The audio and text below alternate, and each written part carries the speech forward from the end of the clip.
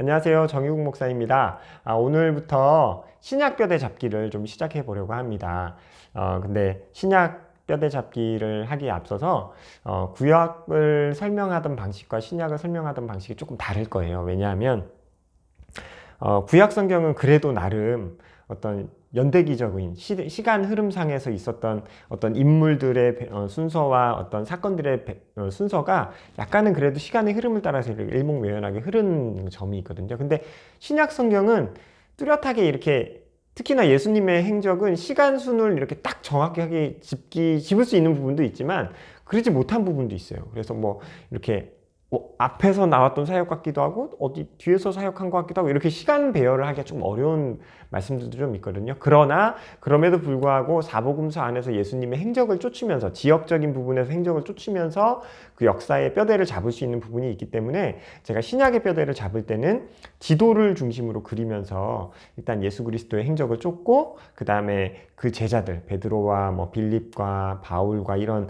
등장했던 인물들 스테반의 뭐 일곱 지사 중에 스테반의 사건들 뭐 이런 것들을 사건을 중심으로 제가 이제 좀 설명을 해드리려고 합니다.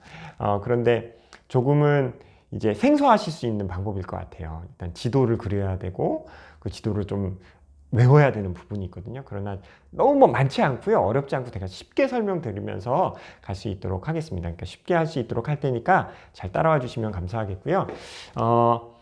일단은 신약 성경을 시작할 때 우리가 기억해야 되는 건 신약 성경에서 역사서라고 할 수 있는 부분이 5권이 있어요. 뭐냐면 사복음서하고 그러니까 마태, 마가, 누가, 요한 그리고 사도행전 이렇게 해서 5권의 성경이 있거든요. 근데 이 5권의 성경을 지도 전체를 다 그리자면은 로마까지 그려야 돼요. 이탈리아까지 그려야 돼서 이제 지도가 너무 커지니까 오늘 제가 지도를 그려서 보여드릴 거는 사복음서 중심으로 일단 지도를 그리고 나머지 사도행전에 있었던 사건들은 지도 중심이 아니라 인물과 사건 중심으로 제가 이렇게 좀 설명을 드리도록 하겠습니다. 그러면 이제 지도 그리면서 오늘은 좀 모기가 A4지랑 이제 펜을 한번 꺼내셔서 한번 그리면서 대충 한번 뼈대를 잡고 다음 시간부터 이제 그 뼈대 안에서 사건들에 대해서 좀 나누어 보도록 하겠습니다. 자, 그러면 지도를 그릴 텐데요. 가장 먼저 지도를 그려야 되는 것은 이 지중해예요. 이쪽이 지중해고요. 그 다음에 지중해 내륙으로 들어와서 갈릴리 바다와 요단강과 사해가 있을 것 같습니다. 이 정도를 그려주셔야 돼요. 제가 조금 너무 작게 그렸나? 화면이 좀 크게 보이게 하기 위해서 다시 좀 크게 그려볼게요. 원래는 이렇게 크진 않은데 좀 이해하기 쉽게 해드리려고. 여기 너무 크다. 잘하려니까 한도 끝도 없네요. 이 정도 하면 좋을 것 같아요. 네. 그리고 이쪽은 더 이렇게 위로 뚫어서 더 높이 올라가야 돼요. 더 높이 올라가야 돼. 그래서 이쪽 위로 레바논도 있어야 되고요. 그 위로 터키도 있어야 되고, 지중해가 이렇게 훨씬 더 큰 거예요. 더 큰 거예요. 그럼 자, 이제 한번 가볼 텐데, 여기 맨 위에 그린 동그라미가 뭐냐면요. 갈릴리 바다예요. 갈릴리 호수라고도 하고요. 갈릴리 호수 또는 바다 이렇게 하고 요 선 그어 놓은 거는요. 뭐 뱀 꿈틀대는 거 같죠? 그게 아니고 요거는 이제 요단강이에요. 요단강. 그리고 요 밑에 있는 것을 이제 우리가 이제 이걸 사해라고 합니다. 요 정도 지명 그리기 어렵지 않죠? 그리고 요게 그리셨으면 이제 이거를 우리나라가 뭐 경상도, 충청도 있는 것처럼 이렇게 크게 섹터를 나눠서 볼 필요가 있어요. 모기가 있네요. 계속 모기가 날아다니네. 있는데 어떻게 나누시면 되냐면요. 일단 요단강을 한 반 나누세요. 여기서부터 여기까지 해서 반을 나누시고 또 반 나눈 거에서 이렇게 반반을 나누면 이렇게 이제 하나, 둘, 셋, 네 등분이 되잖아요. 그런데 아까 반반 나눴던 데에서부터 이렇게 이 지중해까지 선을 이렇게 쭉 그어보세요. 그러면은 이제 크게 한 덩어리, 두 덩어리, 세 덩어리, 요단강 동편 해서 이렇게 네 덩어리가 나오잖아요. 그래서 요 지역을요, 우리나라 경기도, 충청도 나누는 것처럼 나눌 때 요 맨 위에 있는 지역을 갈릴리 지역이라고 그래요. 갈릴리 지역이라고 하고요. 요 중간에 있는 지역을 사마리아 지역이라고 합니다. 사마리아 지역이라고. 여기 맨 아래 어떨까요? 네, 여기는 유대 지역이라고 합니다. 유대인들이 이제 다스렸던 지역. 그리고 이 사해 오른쪽과 요 위의 지역을요, 이제 베레아 지역이라고 하거든요. 베레아. 사도행전에 나오는 이제 바울이 말씀드린 베레아랑은 다른 지역이에요. 여기가 그거는 저쪽 위고 여기는 베레아 요 지역인데 요거로 이제 도를 나눴다고 생각하시고요. 그러면 중요하게 예수님이 사역을 했던 도시들이 있을 거 아니에요. 그 도시들을 찾아볼게요. 일단 요단강과 사이가 만나는 요 지점에서 왼쪽으로 조금 들어오면 여기가 어디냐면 예루살렘이에요. 예루살렘이고요. 예루살렘에서 서남쪽으로 조금 내려와서 있는 지역이 예수님이 탄생하신 베들레헴입니다. 베들레헴. 이렇게 돼 있고요. 예루살렘에서 쭉 올라와서 여기 이제 사마리아 지역에서 쭉 올라와서 있는 중간쯤에 있는 여기 지역이 수가성이라는 지역. 우물가 여인 아시죠? 그 지역이고요. 그 다음에 예수님이 유년기 시절을 보냈던 이 갈릴리 바다에서 서남쪽에 있는 여기가 이제 자라신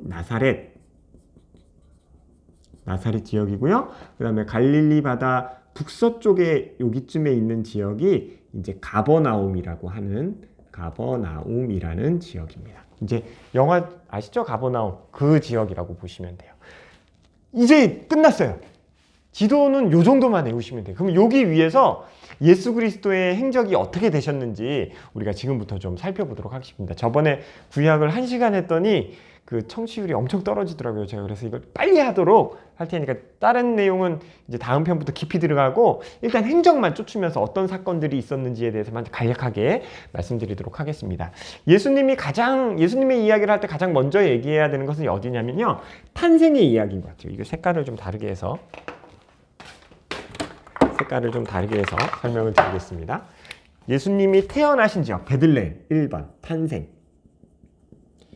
예수님이 탄생하셨을 때 있었던 사건들 많이 있죠. 뭐 동방박사 별 보고 쫓아온 얘기, 그리고 헤롯 대왕이 예수님을 죽이려고 했던 그런 세례 요한이 태어난 이야기, 뭐 그런 것들이 같이 요 이제 카테고리 안에 들어갈 것 같고요. 예수님이 탄생하시고 난 다음에 헤롯 대왕이 죽이려고 그래가지고 이제 꿈에 나타나가지고 요셉이 도망가게 하잖아요. 그래서 일단 이제 애굽으로 피난을 가세요. 근데 헤롯이 죽었다는 얘기를 듣고 이제 요셉과 마리아가 예수님을 데리고 어디로 가냐면 나사렛으로 갑니다. 나사렛으로 가셔서 여기에서 이제 30세 사역을 시작하시기 전까지 나사렛에 사세요. 여기서 이제 무슨 일을 하시냐면 목수 일을 하십니다. 근데 여기 안에서 일어났던 사건, 카테고리 안에서 일어났던 사건들을 보면 예수님이랑 같이 부모님이 이제 예루살렘에 이제 절기를 보내러 갔다가 예수님 성전에다 놓고 그냥 온 이야기, 뭐 그런 것들 있죠? 기억나시죠? 그런 일들 있었고, 30세가 되신 이후에 어디로 이동하시냐면요, 요단강으로 내려오세요. 근데 정확하게 이 요단강 어디 지역인지는 정확하게는 알 수 없지만 세례 요한이 세례를 베풀었던 지역이라고 봤을 때 유대 지역이 포함되어 있는 이쪽 요단강이 아니겠는가 이렇게 생각을 합니다. 그래서 여기에 오셔서 뭘 하시냐면요, 사역을 시작하시기 전에 예수님이 받으셨던 게 뭐냐면 바로 세례예요. 세례. 누구한테 받으시죠? 세례 요한한테 세례를 받으십니다. 그래서 하느님은 이는 내 아들이여 내가 기뻐하는 자라라는 이 음성이 성령이 비둘기같이 임해서 딱 그런 메시지가 있죠. 그리고 난 다음 이 세례의 의미나 이런 것들에 대해서는 다음 이제 들어가면서 할게요. 자세하게 하고, 세례를 받으신 다음에 세례 받았으면 이제 뭐예요? 사역해야 되잖아요. 그러지 않으시고요. 예수님이 세례 받으신 이후에 가장 먼저 일어난 사건이 뭐냐면 성령에게 이끌려 사단에게 시험을 받으러 가시는 거예요. 그게 어디냐면 이 유대 지역, 예루살렘과 이 요단강 사이에 있었던 여기 지역에 있었던 광야라고 합니다. 이쪽 지역으로 이동을 하셔서 네 번째 뭘 받으시는 거예요? 시험을 받으시는 거예요. 사단에게 3가지 시험. 기억나시죠? 돌이 떡이 되게 해라. 성전에 떨어지면 천사가 바칠 거다. 그 다음에 나를 위해서 경배하면 나에게 경배하면 모든 걸 주겠다 하는데 하나님 말씀으로, 예수님이 말씀으로 싹 막으시는 장면. 그게 이제 여기에서 시험 받으시는 장면이에요. 그러고 나서 예수님이 어디로 가시냐면 예루살렘으로 가십니다. 여기서 누구를 만나시냐면 5번째 니고데모를 만나서요, 거듭남에 대해서 이야기하세요. 근데 니고데모와 예수님이 거듭남에 대해서 말하고 인식하는 게 틀렸죠. 니고데모는 육체적인, 그러나 예수님은 영적인 의미로 거듭남에 대해서 얘기하죠. 니고데모는 어떻게 엄마 뱃속에 다시 들어갔다가 나오지 않고 다시 태어날 수 있냐. 그러니까 다시 태어남이라는 의미 자체가 육체적인 걸로 받아들인 거예요. 그러나 예수님은 영적인 의미로 얘기하십니다. 그래서 요한복음 3장에 나오는 내용인데, 여기서 거듭남에 대해서 얘기하고 난 다음에 예수님이 어디로 가시냐면 수가성으로 가세요. 근데 이게 독특한 게 원래 유대인들이요, 이 사마리아 지역으로 안 가고요, 이 요단강을 따라 있는 왕의 대로를 따라서 이 위쪽 지역으로 올라갔었거든요, 일반적으로. 그런데 예수님이 의도가 있으셨죠. 이쪽에 오셔서 성에 가서 누구를 만나요? 우물가의 여인을 만나요. 우물가의 여인을 만나고 거기서 목마름에 대해서 그리고 또 이제 예배에 대해서 이제 우물가의 여인과 얘기를 나누시죠. 그리고 우물가의 여인을 만나고 난 뒤에 어디로 가시냐면 나사렛으로 가십니다. 7번째 나사렛으로 가세요. 근데 여기서 어떻게 가시냐면 배척받으세요.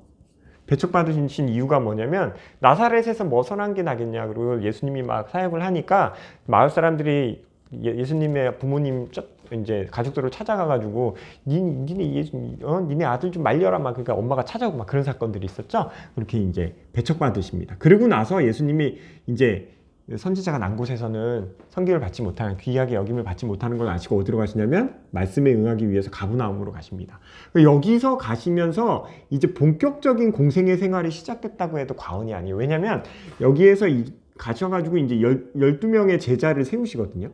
이제 정확하게 12명의 제자를 딱 선별하시고 여기에서부터 이제 가르침을 하세요. 그리고 이 가버나움에서 예수님이 2년 반 동안 여기서 사역을 하세요. 2년 반 동안 그러니까 사실 예수님의 공생의 기간이 3년이거든요. 그런데 가장 긴 시간을 보내셨던 게 이 갈릴리 지역 중에서도 가버나움을 중심으로 사역을 하셨다라는 거는 우리가 좀 기억해야 될 것 같습니다. 그런데 이제 이 가버나움 지역에서 하셨던 사역들이 뭐가 있는지 우리가 좀 알아야 될 것 같아요.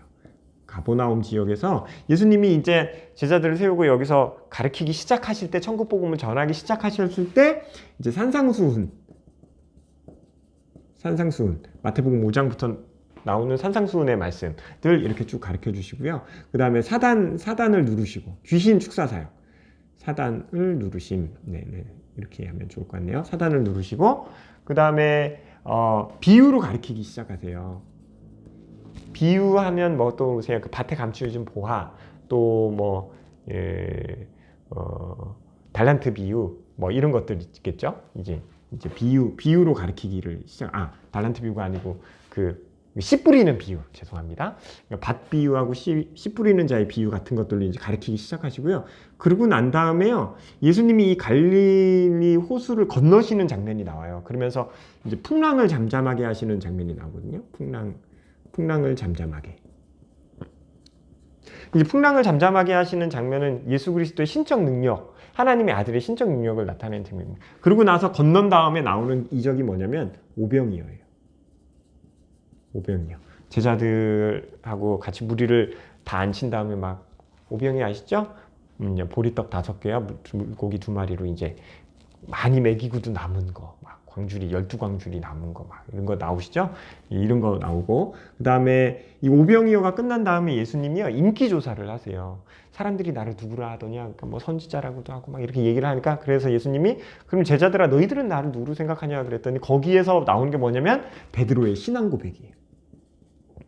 베드로의 신앙 고백. 베드로가 뭐라고 해요? 주는 그리스도시요 살아계신 하나님의 아들이시라 이렇게 고백을 하죠. 그런데 그러고 난 다음에서야 비로소 예수님이 십자가에 달려 죽으실 것에 대해서 가르치기 시작하신 거예요. 그랬더니 베드로가 뭐래요? 절대 그런 일이 일어나면 안 됩니다. 그랬더니 예수님이 사단아 물러거라. 이 장면 기억나시죠? 그게 여기에서 일어나는 거예요. 그리고 나서 한 요 정도 얘기를 하시고 난 다음에 예수님이 이 가버나움 북쪽에 있는 데로 올라가세요. 올라가시면 이제 거기서 이제 헤르몬 산에서 무슨 사건이 아홉 번째 이제 변화산 사건이 있어요. 변화산 사건 뭔지 아시죠? 수제자 3명 데리고 가는 거. 누구죠? 수제자 하면 베드로, 야고보, 요한 이렇게 3명을 데려가셔서 변화산에서 기도하시는데 베드로가 자다가 깨보니까 예수님이 누구랑 있는 거예요? 모세랑 엘리야랑 있는 거예요. 그래서 이 변화산 사건이 주는 의미는 예수님이 구약의 성취로 오신 분이에요. 그러니까 모세와 엘리야는 결국에 하나님의 말씀과 그 하나님 말씀의 선포, 그러니까 선지자와 말씀을 받은 모세를 통해서 그 구약에서 약속하신 메시아가 바로 예수다라는 걸 보여주는 장면이 바로 이 변화산 사건입니다. 그렇죠? 그래서 변화산 사건 이후에 예수님이 어디로 오시냐면요, 예루살렘으로 이제 오세요. 진짜 예수님이 내가 하나님의 아들이다 당당하게 선포하시면서 들어오시거든요. 그래서 10번째 이제 돌아오셔가지고 유대인들하고도 설전도 하시고 막 그들이 막 반박하지 못하게 막 하다 보니까 네가 아브라함보다 큰 자냐 그랬더니 예수님 내가 아브라함보다 크다 얘기하고 막 내가 태초부터 있어 내가 하나님의 아들이라 하니까 유대인들의 관점에서 뭐냐면 이 예수님은 신성모독인 거예요. 그래서 돌로 죽이려고 그래요. 돌로 쳐 죽이려고 그래요. 돌로 쳐 죽여. 근데 예수님이 돌에 맞아 죽으면 돼요? 안 돼요? 안 돼요. 어디서 죽으셔야 되죠? 십자가에 달려 죽으셔야 돼서요. 돌에 맞아 죽는 것을 피해서 베레아 지역으로 이동하십니다. 그래서 여기에서 이제 베레아 지역에서 가르치셨던 게 뭐냐면요. 제자도예요. 제자도에 대해서 얘기할 때는 크게 세 가지를 기억해야 되는데요. 이제 가족 아니야. 너네가 가족 사랑하는 거 아니야. 돈 사랑하는 것도 아니야. 누구든지 자기를 따르거든 예수님을 따르거든 자기를 부인하고 뭐를 지고 자기 부인하고 자기 십자가를 지고 나를 따르라고 얘기하시는 이 제자도에 대해서 가르쳤어요. 그러면서 비유를 드신 게 뭐냐면요. 잃은 양을 찾으러 오신, 잃은 자를 찾으러 오신 예수님, 그리고 잃은 자를 향한 아버지 하나님의 마음에 대해서요, 이 제자도 안에서 가르치는데 세 가지 비유를 좀 기억하시면 좋을 것 같아요. 그냥 이렇게 1% 비유, 10% 비유, 50% 비유. 이게 뭐냐면요. 1% 비유는요. 99마리 양 중에 100마리 양 중에 한 마리 잃어버렸을 때 99 양을 두고 한 마리 양을 찾으러 가시는 그 목자의 얘기에 대해서 나오고, 이 10% 비유는 뭐냐면요. 한 여인이 동전 10개 중에 하나 잃어버리는 거. 이게 10%죠. 이건데 여인이 그때 받은 동전 10개는 어떤 걸 의미냐면요. 결혼할 때 신랑에게 받은 이제 혼인 예품이에요. 그러니까 오늘말로 치면 뭐 결혼 반지 같은 거죠. 그걸 잃어버렸을 때 그 하나를 찾기 위한 애타는 마음, 그것에 대해서 얘기하는 거고, 그 다음에 50% 비유는 뭐냐면요. 돌아온 탕자, 두 아들이 있죠. 근데 유산 받아서 나갔다가 돌아온 반 50% 두 아들 중에 아들을 기다리는 아버지의 마음이 나와 있잖아요. 그래서 그 50% 비유를 같이 이렇게 얘기를 하십니다. 근데 예수님이 여기서 베레아 지역에서 사역을 하고 있을 때 무슨 소문이 들리냐면, 요쪽 이제 유대 지역에서 무슨 소문이 들리냐면 나사로가 죽어간다는 소문이 들려요. 근데 여기 나사로는 누구냐면 예수님의 발에 향유를 붓고 머리로 닦았던 마리아 있죠. 마르다와 마리아의 오빠예요. 나사로가 죽는다는 얘기를 듣고 빨리 와달라고 했는데 예수님이 여기서 한 이틀을 더 머무세요. 머무신 다음에 오니까 살았어요, 죽었어요? 이 죽은 거예요. 여기로 오니까. 그래서 죽은 나사로를 살리시는 장면이 하나 나오고요. 살리심. 그리고 또 하나 이제 나오는 사건이 여리고 지역을 지나시면서 누구를 만나요. 그게 누구냐면 삭개오예요. 삭개오야 내려와라, 내가 오늘 네 집에 유의하겠다. 이 사건이요, 예수님이 예루살렘으로 입성하기 전에 있었던 큰 두 가지 사건 중에 하나예요. 그래서 나사로를 살리고 난 다음에 나사로 때문에 예수님 믿는 사람들이 더 많아지니까 유대인들이 이제 작정을 하고 죽이려고 하는 거거든요. 그러면서 예루살렘으로 예수님이 이제 이 사건 이후에 예루살렘으로 마지막으로 입성을 하십니다. 그러면서 13번 이제 입성을 하시는 거죠. 예루살렘으로 입성. 이제 여기서 이제 이스라엘 백성들이 나와가지고 나귀 타고 들어가는데 종려나무 흔들면서 샬롬 왕이 이렇게 외치는 장면이죠. 그런데 이제 예수님이 입성하시고 난 다음에는 무슨 일이 있었는지 다 기억하실 거예요. 일단은 좀 여러 가지 사건이면 성전 정결하게 하셨던 사건이 있고요. 그 다음에 최후의 만찬이 있었죠. 또 최후의 만찬도 있었고요. 최후의 만찬이 있었고, 이제 기도하러 산에 올라가시죠. 기도 올라가가지고 땀방울이 핏방울이 되도록 기도하시고, 그 다음에 배신이 있죠. 누구죠? 가룟 유다의 배신. 그리고 배신으로 인해서 잡히시고 재판에 넘겨지세요. 재판에 넘겨지시고, 재판에서 이제 유대인들의 말이 사실이냐 하는데 부인하시죠. 부인하시고 이제 부인하시고 이제 십자가에 달려 죽으시는 거죠. 수치 뭐 이런 것들 당하시고 십자가에 달려 죽으시고 죽으심. 그 다음에 마지막으로 십자가에 달려주신 후에 사흘 만에 부활하시죠. 부활하시고 예수님이 제자들에게 나타나셔서 이제 성령이 임할 때까지 하고, 그다음에 복음이 땅 끝까지 전해질 것, 내가 세상 끝날까지 너희가 함께 하겠다는 약속을 하시면서 사복음서가 닫히게 돼요. 그러니까 여기까지가 뭐냐면 사복음서예요. 그러면 사도행전은 뭐냐? 그 다음에 있는 이제 사도행전은 요 지중에 잠깐 지울게요. 사도행전에서부터 나오는 이야기는요, 예수님의 승천 이야기로부터 시작돼요. 14 승천. 예수님이 승천하세요. 승천하신과 동시에 뭐예요? 성령 강림이 임하죠. 마가의 다락방에서 성령 강림 사건이 일어납니다. 그러고 난 다음에 15 누가 등장해요? 베드로가 등장해요. 베드로가 막 이제 안진뱅이 일으키는 사건도 있고요. 아나니아와 삽비라, 그러니까 돈 팔아가지고 막 이렇게 이제 다 예물로 바쳐야 되는데 자기 거 좀 숨겨놨다가 그 부부가 이제 쌍으로 죽는 장면, 뭐 그런 것들, 그런 이슈들이 있었고요. 그런 다음에 베드로의 사건 이후에 그러면서 이제 베드로가 옥에 갇히고 뭐 제자들도 핍박받고 뭐 이런 장면들 있죠. 그런 것들에 대해서 베드로가 전면에 나왔다가 그 다음에 등장하는 인물이 누구냐면요, 이제 빌립이라는 사람이에요. 빌립이 누구냐면 이제 빌립이 이제 제자인데 열심히 전도를 하러 다녔거든요. 그러다 보니까 어떤 마술사 시몬이라는, 베드로 말고요, 다른 이 사람 마술사 시몬이에요. 마술사 시몬이 이 빌립한테 전도를 당했는데 베드로가 와가지고 이렇게 축사할 때 성령이 임하는 거 보니까 저거를 나도 받게 해달라고 하면서 막 이렇게 간구해요. 그랬는데 베드로한테 엄청 까이죠. 네가 하나님의 것을 돈을 주고 살려고 하냐고 그러면서 까여요. 그러고 난 다음에 빌립이 에티오피아 내시를 만나는 장면이 나와요. 에티오피아 내시 만나는 장면이 나오고요. 그리고 이제 요 위에 이제 이 사건 중에 우리가 또 한 가지 기억해야 될 거 뭐 저런 것도 있죠. 7집사 뽑는 장면도 나오고 7집사 중에 스데반, 이 설교하고 이제 순교당하는 사람, 첫 번째 순교자 또 나오고요. 그 다음에 이제 17번째에서 우리가 이제 등장하는 사람이 누구냐면 바울이에요. 바울이 그 스데반을 죽이는 장면에 그거를 보고 합당하게 여기고 막 핍박하는 사람으로 등장하잖아요. 엄청 핍박하는 사람. 그러고 난 다음에 그 사이에 다시 베드로가 살짝 등장하면서 뭐 베드로 환상 이야기, 베드로가 장모의 열병을 고치는 이야기, 그런 것들이 등장하는데 그거는 좀 이제 나중에 하고, 이제 바울이 등장하면서 바울의 회심 사건이 있고요. 회심 이후에 바울의 전도 여행이 시작됩니다. 바울이 전도 여행을 갈 때요, 여기가 잘 보일지 모르겠는데 1차, 2차, 3차, 4차로 이렇게 전도 여행을 나눠서 해요. 그러니까 마지막 4차는 뭐 압송되어서 로마로 가는 건데, 이것도 역시 근데 뭐 이제 로마로 압송되어 가는 것도 하나님의 뜻을 알고 이제 죽으면 죽으리다 하고 가는 건 거잖아요. 그래서 전도 여행이라고 일단 이렇게 좀 보시고 가는데, 1차 전도 여행을 몇 년을 가냐면 2년을 가고요. 2차는 3년을 가고요. 3차는 4년을 가고요. 4차는 5년을 가요. 감사하죠. 이렇게 해서 애우기 편하게 해줘요. 첫 번째 갔던 지역은 갈릴리 지역.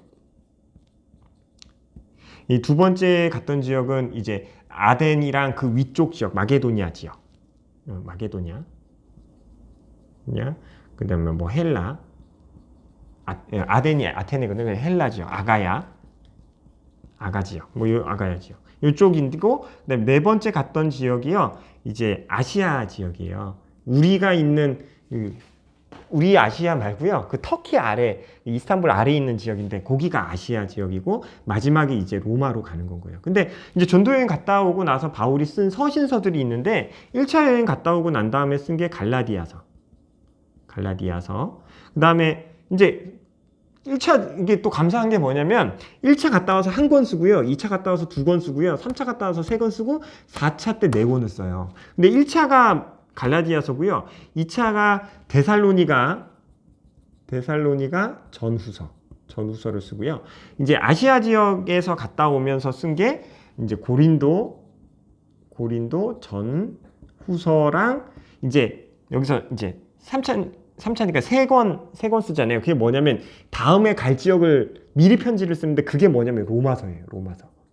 그래서 로마로 가면서 마지막 4차에서 로마로 가면서 로마에 가서 옥에 갇혀 있잖아요. 그래서 옥중서시라 그래서 에베소서, 앱골, 빌빌 이렇게 얘기하거든요. 에베소서, 골로새, 빌립보서, 빌레몬서 이렇게 하면서 서신서를 쓰는 건 거예요. 이게 이제 바울 서신이고요. 그 다음에 이제 일반 서신이라 그래서 사도 요한이 쓴 뭐 요한 1, 2, 3서, 요한 계시록, 그 다음에 유다가 쓴 거, 그 다음 베드로 전후서, 이런 이렇게 쓰여 있는 것들. 그러니까 서신서 이름이 그 사도들의 이름이나 저자의 이름으로 된 거를 일반 서신이라고 그래요. 근데 그런 것이 아닌 일반 서신이 하나가 있는데 뭐냐면 히브리서예요.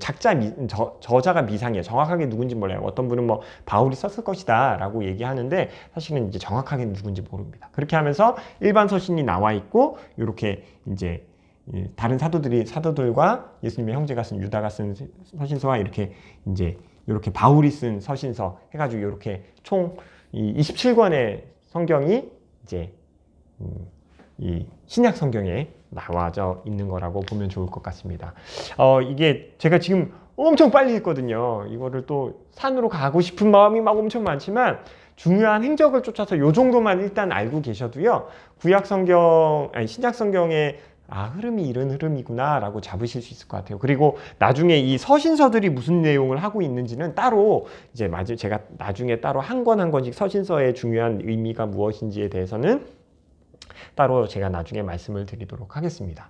오늘 첫 편인데요. 제가 굉장히 방대한 내용을 빨리빨리 얘기하려고 노력을 해보긴 했는데 지금 녹화가 몇 분 됐는지 모르겠어요. 그래도 다음 시간부터 시작되는 이제 탄생의 이야기. 근데 아마 제가 사복음서에 대해서 먼저 좀 서머리를 할 수도 있고 탄생의 얘기 바로 시작할 수 있을 것 같은데 제가 좀 기도해보고 고민해 보겠습니다. 뭐가 더 우리 성도님들에게 지체들에게 도움이 될지 기도해보고 바로 이제 다음 녹화 또 준비해서 알려드리도록 하겠습니다.